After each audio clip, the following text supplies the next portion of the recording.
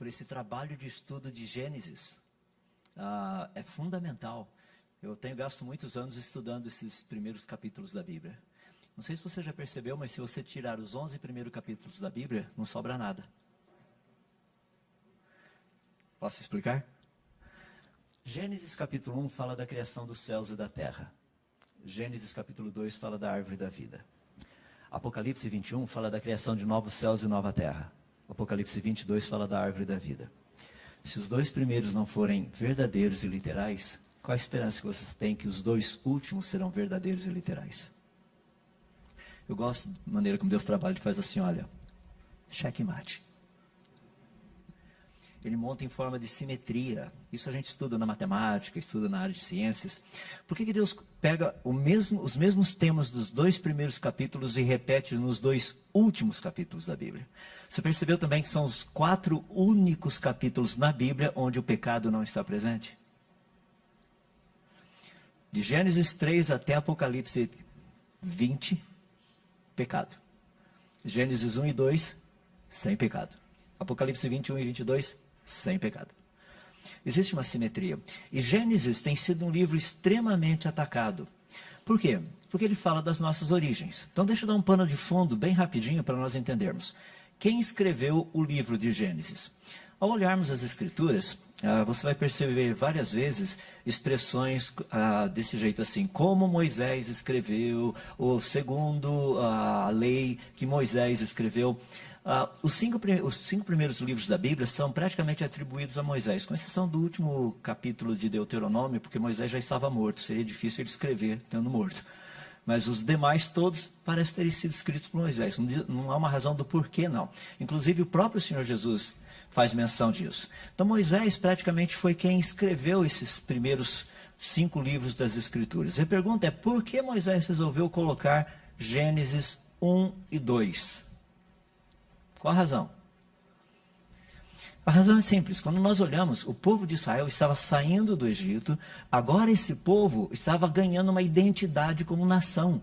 E Moisés fez questão de contar para esse povo de onde exatamente eles tinham vindo, desde o seu início, para que eles tivessem uma visão correta de todas as coisas. É bom salientar que Moisés morou 40 anos no Egito. Ele foi instruído como o filho da filha de Faraó, portanto ele era neto do Faraó. Ele passou pelas melhores, entre aspas, universidades egípcias e ali veio o conhecimento dele. Não sei quantos de vocês sabem, mas os egípcios acreditavam que os seres humanos teriam evoluído de pequenas minhoquinhas que o rio Nilo plantava nas suas margens na época das cheias. Moisés não escreveu o que ele aprendeu na universidade. Muito interessante isso. Por que ele não escreveu aquilo que ele aprendeu? Ele gastou 40 anos, ele foi instruído nisso. Mas não foi isso que ele escreveu. Porque ele queria que os seus leitores soubessem da veracidade, da verdade, não de uma história. Eu digo isso como físico. Eu trabalho nessa área. Eu tenho dito às pessoas, e eu estou dando só um pano de fundo para a gente trabalhar um pouquinho em Gênesis 1 e 2, que eu queria dar um pano de fundo melhor para a gente ali. É possível provar cientificamente que o universo e a vida foram criados.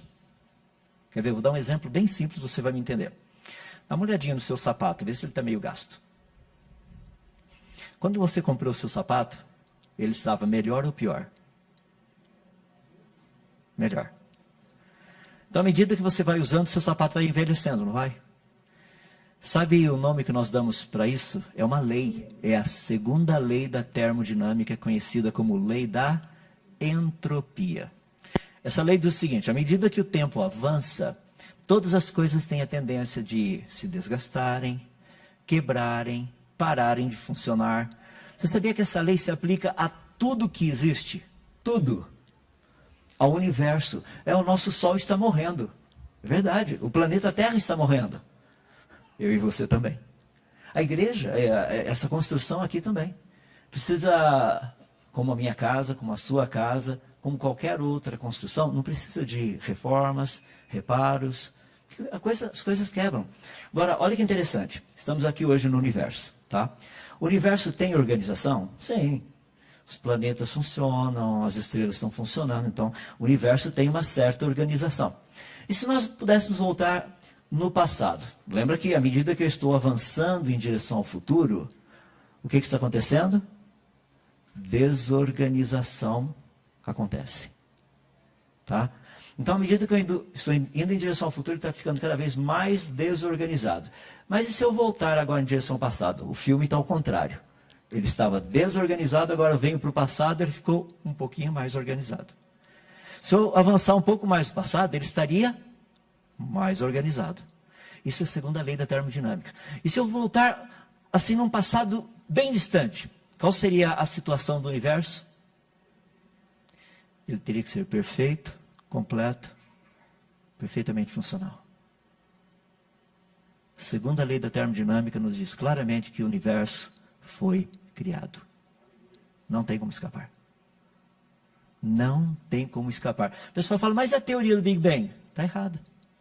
Porque ela diz que o negócio desorganizado ficou organizado. Sabe como isso? Se você tem o livro do Stephen Hawking, O Universo Uma Casca de Nós, procura lá na página 73, 78, dependendo da edição que você tiver, está escrito assim, período das leis da física estranhas e desconhecidas.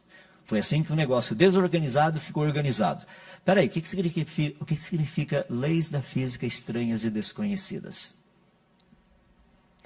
O povo de Israel, quando saiu do Egito, passou pelo Mar Vermelho, o mar se abriu. Como que o mar se abriu? Por meio das leis da física estranhas e desconhecidas, porque pelas conhecidas ele não teria se aberto. Certa vez Eliseu estava lá e um pessoal cortando uma árvore, um machado cai dentro d'água. Clunk. Eliseu vai e o machado flutua. Espera aí, a lei do empuxo diz que isso não acontece. Como é que o machado flutuou? Por meio das leis da física estranhas e desconhecidas. Certa vez Jesus foi num casamento e acabou o vinho. Rapaz, ele transforma água em vinho. Como foi possível isso? Por meio das leis da física e da química estranhas e desconhecidas. Pergunta, o que significa leis da física estranhas e desconhecidas? Milagre. Ou seja, a teoria do Big Bang começa com milagre. Isso não é teoria. Ciência a gente não trabalha com milagre. Nós trabalhamos com leis da física estranhas e desconhecidas. Portanto, nós temos plena convicção que o universo e a vida foram criados. Mas você sabia que a ciência não consegue dizer quem criou ou o que teria criado? A ciência só consegue dizer se foi criado ou se teria surgido espontaneamente. Então, quando nós olhamos para o universo, nós temos plena convicção que o universo foi criado. Não existe dúvida disso. A pergunta agora fica, há quanto tempo atrás? Essa é uma pergunta interessante, não é? Deixa eu fazer uma pergunta para você. Qual a sua idade? Não precisa falar, não. Só você sabe a sua idade. Mas qual seria a sua idade? Você fala, eu tenho, no meu caso, tenho 62 anos e meio. Mas como é que você sabe que você tem 62 anos e meio? Uma pessoa poderia me perguntar. Qual seria a resposta que eu daria a essa pessoa? Você tem a sua certidão de nascimento. Isso significa que eu acredito num pedaço de papel, certo? Quem garante que aquele pedaço de papel está dizendo a verdade? Você fala, não, mas teu pai e tua mãe, eles não falaram para você quantos anos você tem? Aí você acredita em testemunhas. Percebe? Você não sabe qual a sua idade. Você tem que crer naquilo que lhe foi dito. Não é interessante? E o pessoal diz que não sabe o que é viver pela fé. A tua idade mostra que você vive pela fé. Só mais uma para você pensar. Eu não vi ninguém entrando aqui e ao sentar-se no banco, testar para ver se o banco segurava o seu peso. Você, pela fé, assentou-se. Você creu que o banco iria segurar o teu peso. Percebe? Fé é uma coisa que a gente usa o tempo todo. Mas quando chega em Gênesis capítulo 1, rapaz, a gente tem uma dificuldade. Como a coisa é complicada com Gênesis 1. E é por isso que eu gostaria de gastar um tempinho com vocês a respeito dele. Eu não vou ler o texto todo, por questão de tempo. Eu gostaria que você fizesse isso. Lesse Gênesis capítulo 1 e capítulo 2. São esses dois capítulos que eu vou tratar um pouquinho com você. Algo que é muito interessante a respeito desses dois capítulos é a dinâmica que está ali. Eu quero primeiramente deixar claro o seguinte. Gênesis, como o restante da Bíblia, não foi escrita para brasileiros na língua portuguesa. Não sei se você já percebeu isso. Então nós precisamos entender um pouco do que foi escrito na língua original. Eu não sou perito em língua original, não sou. Nas línguas originais, inclusive hebraico, aramaico e o grego, tá? Não sou. Mas eu tenho amigos que são. Têm pós-doutorado, trabalharam por mais de 40 anos nessas línguas, inclusive alguns deles são judeus. Então deixa eu contar para vocês um pouquinho, para a gente entender Gênesis capítulo 1. Gênesis, ele trabalha com um sistema que é um sistema de resumo e expansão. Por exemplo, Gênesis capítulo 1, verso 1 diz assim: no princípio criou Deus os céus e a terra. Esse é o resumo de todo o capítulo 1 e o capítulo 2. Ele poderia dizer assim: no princípio criou Deus os céus e a terra. E pula para o capítulo 3. Mas a serpente, o mais sagaz de todos os animais, ele daria continuidade dali para frente. Mas ele pega esse comecinho, no princípio criou Deus os céus e a terra. E agora ele vai expandir isso daí. E essa expansão vai do verso 2 até o capítulo 2, verso 4. Ali ele expande essa ideia toda. E vai mostrar o que significa isso. Quais são os detalhes desse no princípio criou Deus os céus e a terra. Se você tem dúvida disso, ao ler os versos 26 e 27, quando diz assim: façamos o homem conforme a nossa imagem, segundo a nossa semelhança. Ele pega o capítulo 2, do verso 5 em diante, ele nos dá os detalhes de como isso foi feito. Gênesis trabalha desse jeito, porque o nosso Deus tem interesse que nós entendamos que a revelação dele seria uma revelação progressiva. Lá em Gênesis 3, capítulo 15, ele fala a respeito desse descendente da mulher que iria ferir a cabeça da serpente, a serpente ia ferir o calcanhar. Ele está falando de algo lá na frente ainda. Ele vai expandindo. É assim que Deus faz. Lembra quando você veio a conhecer a Cristo? A gente achava que sabia quase tudo, né? Porque o peso do pecado sai, então a gente se sente tão leve, assim, é muito legal a coisa. Mas a gente vai estudando, e daí você percebe que tem mais, e você estuda e percebe que tem mais, e de repente você vai tendo a mesma descoberta que Paulo teve. Paulo começou dizendo que ele era um pecador, depois ele dizia que ele era um grande pecador, e de repente ele disse que ele era o principal dos pecadores. E no caso de Paulo isso é verdade, porque se Paulo tivesse atingido o objetivo dele, que era destruir a igreja, eu e você não estaríamos aqui. E Deus pega aquele que iria destruir a igreja e torna naquele que construiu a igreja. Deus é fabuloso, a cabeça de Deus assim, a maneira dele pensar é espetacular. Voltando para Gênesis. O livro de Gênesis, portanto, ele foi escrito para um outro povo, para uma outra cultura. Nós precisamos entender como funciona isso. Então deixe-me dar alguns detalhes. Quando a Bíblia nos fala dos 6 dias da criação, lembre-se que Deus falou 6 dias.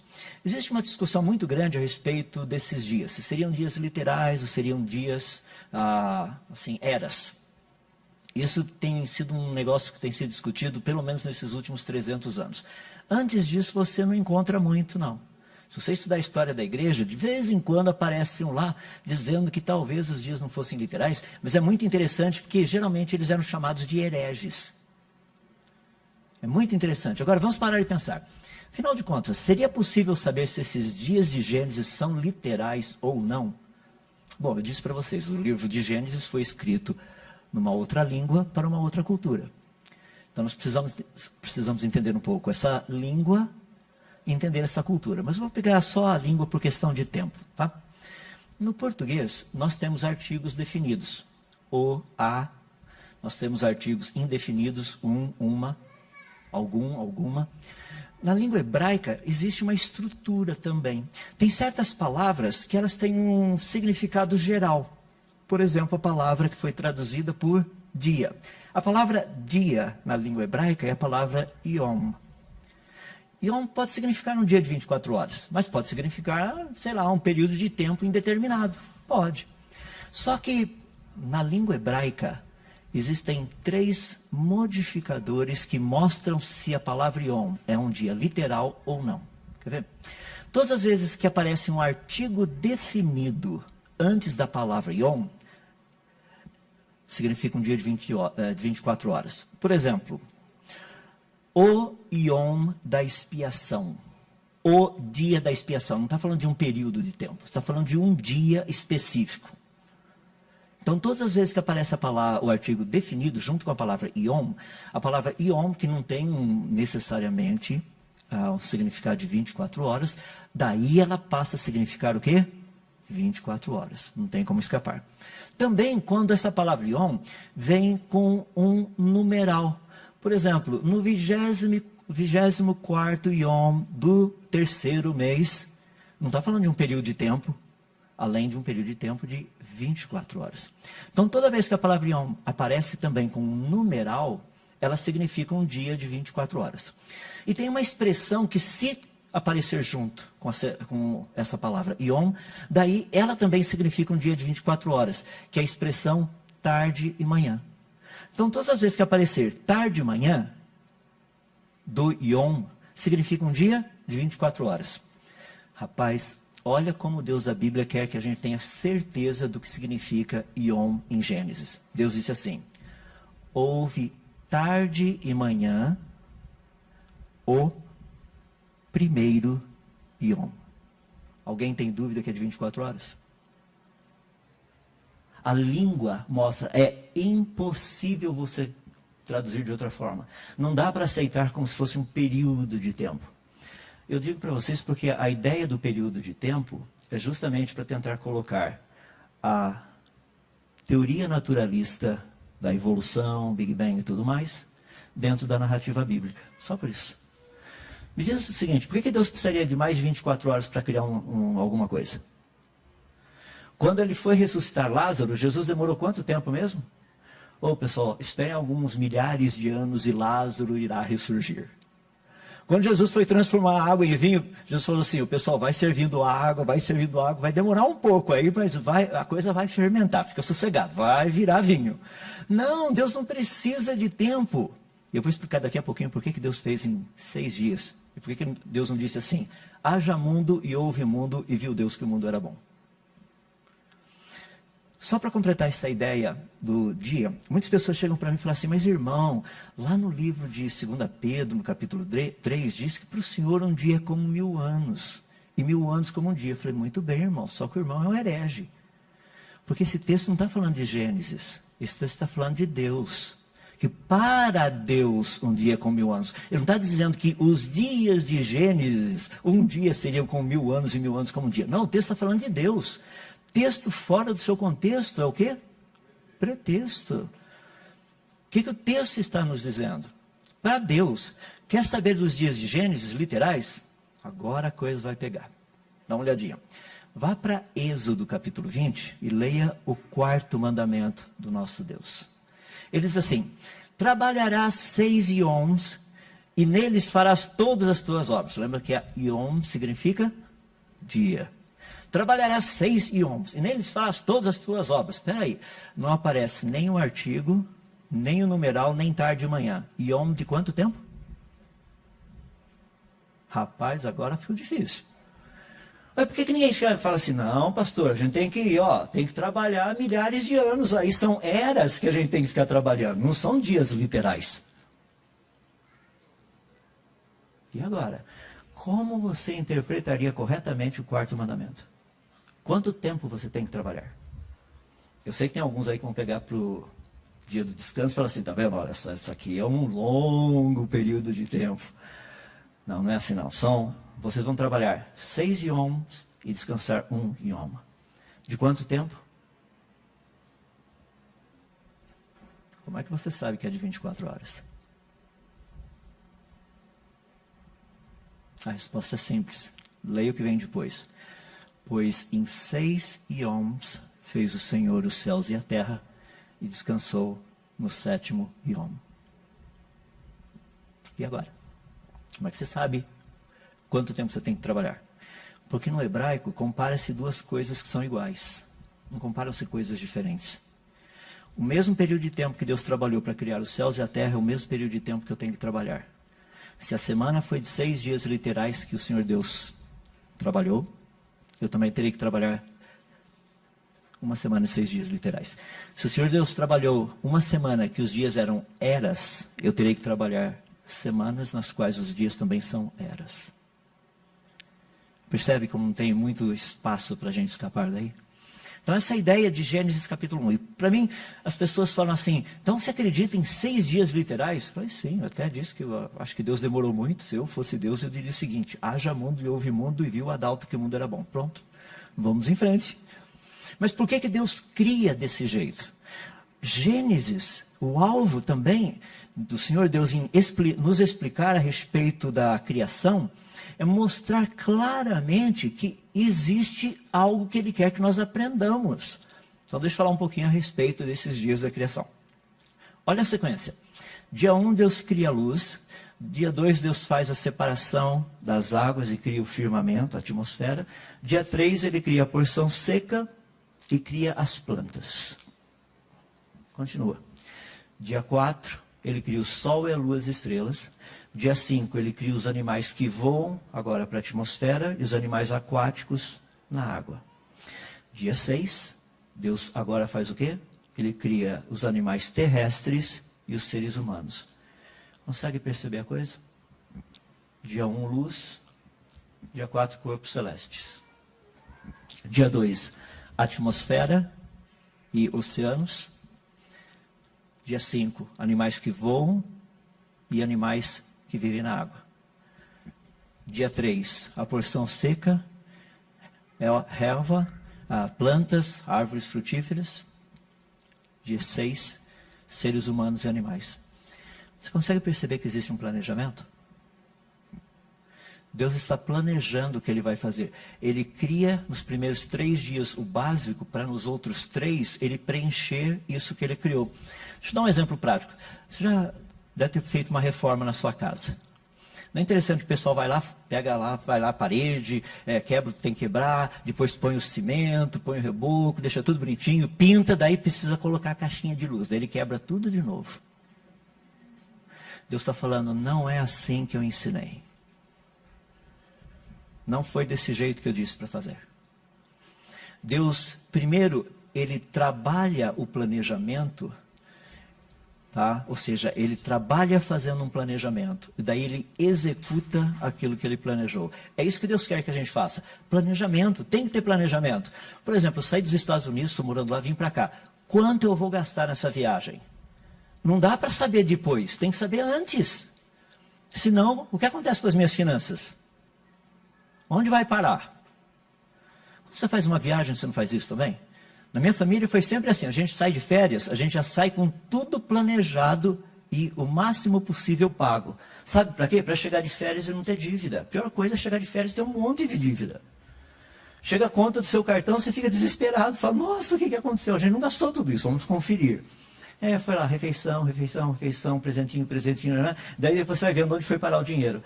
Planejamento. Deus fala para a gente o quê? Planejar.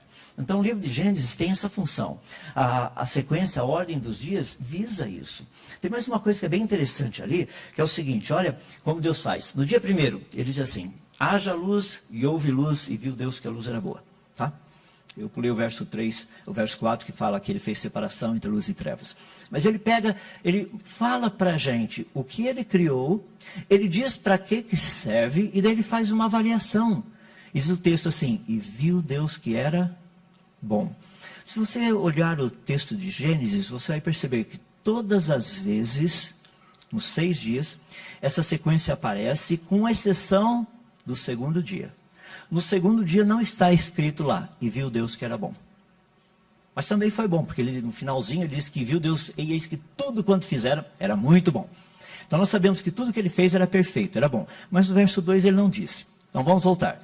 Sequência dos dias. A ordem normalmente é assim, Deus descreve o que ele faz, diz para que ele faz e avalia o que ele faz. Deixa eu fazer uma pergunta, você avalia o que você faz? Por exemplo, eu estou falando para vocês aqui. No final da palestra, o que eu deveria fazer? Avaliar.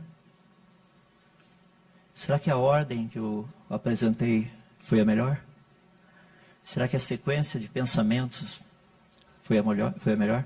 Percebe? Deus quer que a gente avalie. Deixa eu colocar de uma forma mais simples. Lavou a louça da casa. A louça. Vai avaliar a louça? O que você acha? Percebe a dinâmica? Deus quer que nós avaliemos. E olha que coisa bonita que Gênesis nos dá. Dia 1º, Deus escreve o que ele fez, avalia, diz para que serve, avalia o que ele fez. Dia 2, Deus diz o que ele fez, descreve o que ele fez, ele só ali ele não diz que era bom. Dia 3, ele descreve o que ele fez, diz para que serve, avalia o que ele fez. Dia 4, a mesma coisa, dia 5, a mesma coisa, dia 6, a mesma coisa. No final, diz assim, viu Deus e eis que tudo quanto fizeram era muito bom. Sabe o que é isso? Isso é ISO 9001-2000. Isso é padrão de qualidade. Você pega a primeira etapa, descreve o que é, diz para que serve e avalia. Segunda etapa, terceira etapa, final. Né? Na última etapa você olha e faz uma avaliação completa. Eu brinco com os meus amigos e falo assim, rapaz, se a gente acreditasse em Gênesis, ISO 9001-2000 estaria presente desde Adão. A gente estaria começando a usar agora, quer dizer, século passado, né, século 20. Percebe? Gênesis foi escrito para que nós aprendêssemos como viver nesse mundo que Deus criou.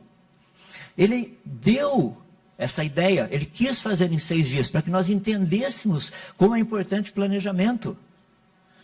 É importante planejar e seguir o que foi planejado. Eu entendo a nossa cultura. Eu cresci aqui, eu sou brasileiro. Eu morei 13 anos nos Estados Unidos, depois morei 18 anos aqui, voltei para lá agora. É uma coisa interessante, os meus amigos que vêm para cá, eles aprendem a nossa cultura rapidinho. Tem uma palavra que eles aprendem rapidão. Quase todos os meus amigos são físicos ou engenheiros que vieram aqui para o Brasil, voltaram lá e falaram assim, aprendi uma nova palavra em português. Estou falando inglês comigo. E a palavra é gambiarra. É ou não é? Nós somos especialistas em gambiarra. Precisa de um parafuso. Pega o arame. Aí coloca um arame ali e dá um negocinho assim, funciona. Não é assim? Deus está pedindo, por favor, meus filhos, joguem fora a gambiarra. Eu não criei o mundo com gambiarra. Eu fiz e vi que era bom. Eu já encontrei irmãos que falaram assim, mas e se a gambiarra for boa? Rapaz, você não entendeu nada. Vamos começar tudo de novo. Percebe? O nosso Deus, Ele nos deu Gênesis para que nós entendêssemos e aprendêssemos a como viver nesse mundo que Ele criou. E essa foi a razão dele ter feito em 6 dias literais e não num piscar de olhos, num bater dos dedos aí. Não, ele queria que nós soubéssemos como eu e você vamos viver nesse mundo.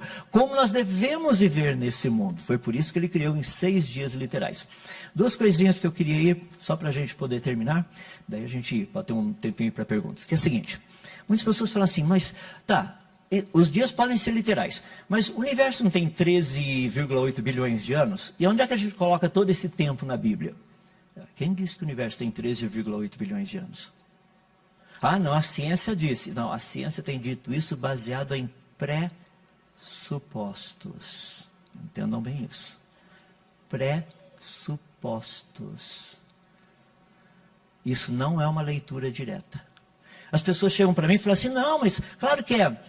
Para e pensa, o Sol não está a 150 milhões de quilômetros? Sim, ele está. Então, quanto tempo a luz demora para chegar até aqui? 8 minutos e 19 segundos. Então não estou vendo o Sol como ele era, certo? Não. Como ele é, desculpe-me. Estou vendo como ele teria sido 8 minutos e 19 segundos atrás. Então quando a gente olha no universo, você vai ver assim, quanto mais distante, você vai ver mais quando era no passado. E se o negócio está bilhões de anos-luz, é porque demorou bilhões de anos para chegar aqui. Certo? Errado. Deixa eu explicar por quê. Se nós tivéssemos uma máquina do tempo, eu tenho 62 anos, tá? Se a gente pudesse voltar 10 anos atrás, você estaria me vendo quando eu tinha quantos anos? 52. E se na nossa máquina do tempo nós voltássemos um pouquinho mais, há 20 anos atrás, você estaria me vendo quando eu tinha? 42. E se a gente voltasse a 30 anos atrás? 32. Há 40 anos atrás? 22. Rapaz, que maravilha. Há 50 anos atrás? 12. Há 60 anos atrás, 2 anos. Então, quanto mais em direção ao passado você vai voltando, você estaria me vendo cada vez mais jovem. No universo é a mesma coisa. Se eu pegar no telescópio e começar a olhar cada vez mais distante, eu deveria encontrar galáxias mais jovens, estrelas mais jovens, tudo mais jovem. E sabe qual é o problema? Não existe isso. Quando a gente olha a 13 bilhões de anos-luz de distância da gente, logo lá no início do universo, sabe o que você encontra? Galáxias tão prontas quanto a nossa, onde nós vivemos. Sabe quando saiu essa publicação científica? Dezembro de 2020. Os cientistas não sabem explicar por que o universo, logo no seu início, já estava pronto. Não é o que a Bíblia nos diz? Só para fechar o pensamento, eu termino aqui. Deus cria Adão no 6º dia. Como será que Deus criou Adão? Imagina só que legal, Deus cria um zigoto, né? Um óvulo feminino fecundado. Coloca ali e fala assim, deixe-me sentar e esperar. Espera. 9 meses. É assim que funciona? Não, Deus faz algo espetacular. Ele pega os elementos químicos que estão no nosso solo, no pó da terra. Lembra que Deus não fez um boneco de barro. Não é isso que Gênesis 2 diz. Diz que Deus formou o homem do pó da terra. Ele pegou os elementos químicos. Eu preciso de cálcio para colocar nos ossos, no dente. Eu preciso um pouco de vanádio para fígado, etc. Coisa e tal. Vou precisar de ferro para hemoglobina. Ou seja, ele montou um ser humano. Ali estava um corpo com todas as seus órgãos, sua forma, suas funções, suas enzimas, mitocôndrias, DNA e tudo mais. Só faltava uma coisa, o quê? Fôlego de vida. Pessoal, quem diz que o homem veio do barro é a teoria da evolução. A Bíblia não ensina isso. Por favor, se você já ensinou que Deus fez o homem do barro, se arrependa do seu pecado, peça a Deus misericórdia, porque você ensinou heresia. Sabe o que é bonito? Olha só, a Bíblia diz que Deus formou o homem do pó da terra. A língua hebraica tem uma palavra só para pó, então não dá para a gente louver muito. Mas a Bíblia foi traduzida, o Velho Testamento foi traduzido por um grupo de judeus para a língua grega, chamado Septuaginta. E esses judeus conheciam muito bem o significado das palavras no hebraico. Tanto é que quando eles traduziram na Septuaginta a palavra pó, no grego tem 2 palavras para pó. Uma palavra para pó é a palavra que significa menor partícula. A menor partícula que eles conheciam na época era o talco. Mas era menor do que o talco. A partículazinha de talco. Mais fininha do que aquilo. Hoje, se nós formos traduzir literalmente, seria o quê? Átomo. Deus fez o ser humano dos átomos do pó da terra. Século 21, olha, semana passada, o Perseverance, aquele robozinho lá da NASA, pousou em Marte. Vai procurar por sinais de vida. A gente está estudando Marte de montão. Sabe o que nós aprendemos a respeito do planeta Marte, que eles chamam do nosso irmão? Porque Marte dá uma volta em volta do seu eixo a cada 24 horas e 10 minutos. A gente dá uma volta em volta do nosso eixo a cada 23 horas, 54 minutos e 4,1 segundos. Mas estão muito parecidos, 24 horas praticamente. O que nós descobrimos em Marte é que Marte não tem os elementos químicos necessários para fazer ser humano. Não tem. Falta. Nós estudamos a Lua. A Lua não tem elementos químicos necessários para fazer ser humano. Estudamos Vênus, estudamos Mercúrio, as luas, algumas das luas de Júpiter, de Saturno. São mais de 200 luas conhecidas no sistema solar atualmente.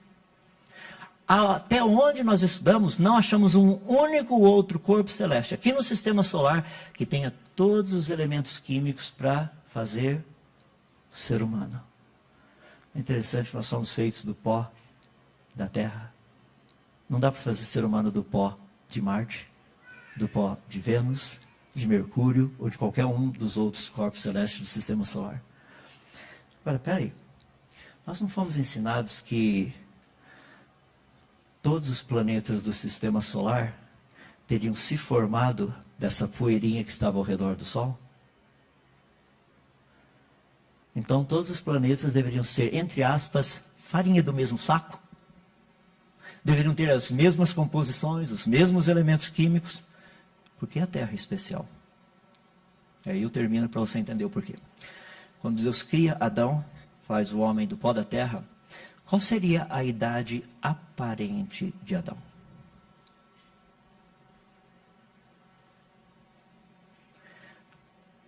Já imaginou se a gente pudesse voltar no tempo? Adão, que legal, prazer em conhecê-lo, sou teu descendente. Estou vindo do futuro para fazer uma entrevista aqui com você, lá para a igreja, lá em Brasília. O pessoal da mocidade pediu para fazer isso. Ô, Adão, é o seguinte, me diz conta um pouquinho da sua vida. Eu estou lá no 6º dia da criação, tá? Adão chega para mim e fala assim, rapaz, esse dia está sendo ótimo. Eu falo, não, mas conta mais um pouquinho. Rapaz, eu fui criado há 6 horas atrás. Olha só, não tem nem umbigo. Não tinha. Porque quem tem umbigo foi quem nasceu. Então, Adão não nasceu. Então já respondi a pergunta se Adão tinha umbigo ou não. E a Eva também. Ou seja, não tinha umbigo. Isso é óbvio. Não sei que o pessoal faz tanta... Bom, deixa para lá. Se eu chegasse para Adão e falar, Adão, mas rapaz, e essas plantas aqui, essas árvores? Fala, que legal, não é? Deus criou. Olha só as frutas, que maravilha. Fala, nossa, mas deve ter demorado um maior tempão. Não, rapaz, Deus já faz a coisa aparecer com a fruta. O que eu ia comer? Já imaginou? Deus me cria aqui, eu vou ter que esperar alguns anos, aí até as primeiras árvores começarem a produzir fruta. Isso é o que se chama criação com uma idade aparente. Você sabia que é isso que nós estamos vendo nas galáxias? Aparecem prontas. Não é possível. Para quem não é possível? Para o nosso Deus é possível. Não é espetacular? Só um pouquinho de Gênesis. Só um pouquinho. Deus nos criou, nos trouxe à existência. O problema sério que nós estamos passando hoje é que as pessoas não sabem mais o que elas são. Por isso que Deus disse, vocês são seres humanos, Adão, você é masculino e Eva, você é feminino. Foi Deus quem determinou, não fomos nós. Isso não está aberto para a nossa escolha. Nunca esteve e nunca estará. Independente do que queiram fazer. Quer fazer, faça, não tem problema. O problema é seu. Se alguém chegar para mim e falar assim, olha, eu moro no 18º andar de um prédio lá em Limeira, tá? Quando eu venho para cá. Se alguém chegar a entrar lá no meu prédio e falar assim, eu sou um bem-te-vi, vou sair voando pela janela, fala que Deus te abençoe. Ele vai conseguir voar? Por quê? Mas ele não disse que se sente um bem-te-vi? Ele não disse que ele é um bem-te-vi preso num corpo humano? Vamos orar. Querido Deus, nós rendemos graças a Ti pela Tua palavra. Agradecemos-Te por Gênesis, por ser um livro tão espetacular, escrito para que nós entendêssemos e aprendêssemos que o Senhor fez todas as coisas. Portanto, o Senhor é o nosso Criador, é o Senhor quem estabelece as regras e não nós mesmos. Foi o Senhor quem nos disse como viver, o Senhor quem nos disse como viver e ser feliz, como viver e saber como agradar ao Senhor. Por isso, ó Deus, eu peço para que o Senhor abençoe essa igreja de tal maneira que essas próximas semanas, estudando o livro de Gênesis na classe dos adultos, que haja conhecimento, que haja alegria ao aprender sobre as grandes obras das Tuas mãos, o que o Senhor fez e como o Senhor fez. Assim nós oramos. Gratos mais uma vez por esse tempo juntos. Em nome de Jesus. Amém.